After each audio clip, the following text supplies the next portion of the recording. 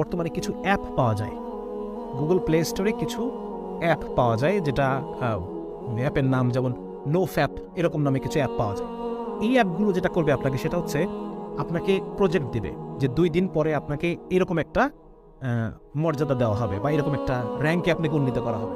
4 দিন পরে আপনি এই র্যাঙ্কে উঠবেন, 5 দিন পরে আপনি এই র্যাঙ্কে উঠবেন, 6 দিন পরে আপনি যদি 6 দিন হস্তমৈথুন না করে থাকেন, পর্নোগ্রাফি না দেখে থাকেন, 6 দিন পরে আপনি এই র্যাঙ্কে উঠবেন। 7 দিন পরে, 2 সপ্তাহ পরে আপনার র্যাঙ্ক হবে এইটা।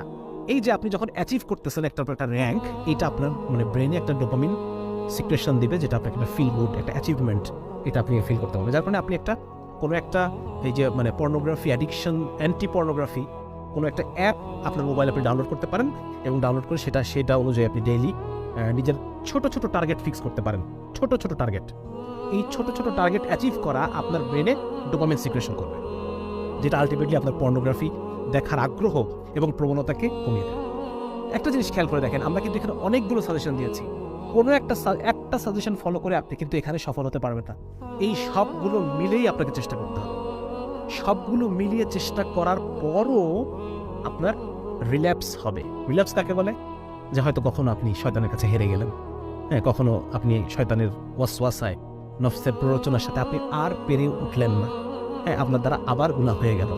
এরকম হবে, এরকম হতে পারে, কিন্তু আশা হারানো যাবে না, ঠিক আছে না? আমরা এটা আমাদের পডকাস্টে আলোচনা করেছি যে আল্লাহর রহমত থেকে নিরাশ হওয়া, এটা আমাদের আলেমরা বলেন এটা কুফর। আল্লাহর রহমত থেকে নিরাশ হওয়া কুফর। সুতরাং আমরা কখনোই আল্লাহর রহমত থেকে নিরাশ।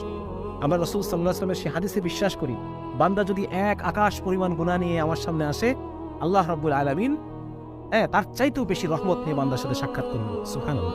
সুতরাং আমরা গুনাহ করতে করতে কখনোই আল্লাহর রহমতকে ক্রস করে যেতে পারবো না, ঠিক আছে না? আপনি যদি মনে করেন যে না, আমি তো জীবনে বহুবার তওবা করেছি, আমি আবার কেন তওবা করব?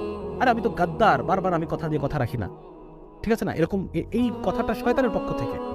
আপনি বারবার আল্লাহর কাছে ওয়াদা করবেন, আল্লাহ তাআলা এগুলোতে মাইন্ড, এমন না যে আল্লাহ তাআলা মাইন্ড করবেন, এরকম না। বরং ব্যাপারটা এরকম যে আমি বারবার আল্লাহর কাছে তওবা করব, এবং আমার শাইখ বলেন যে তওবার অভ্যাস তৈরি করা। তওবার অভ্যাস একদম অন্তর থেকে পরিপূর্ণ তওবা, খালেস। এমন না যে আমি তওবা করলাম কিন্তু মনের মধ্যে আছে যে আমি আবার গুনাহ করব, না। বরং প্রতিবার এক কঠিন তওবা আমার অন্তরের মধ্যে থেকে আসবে, তাহলে করে আল্লাহ রাব্বুল আলামিন আমাকে প্রতিবারই মাফ করবেন।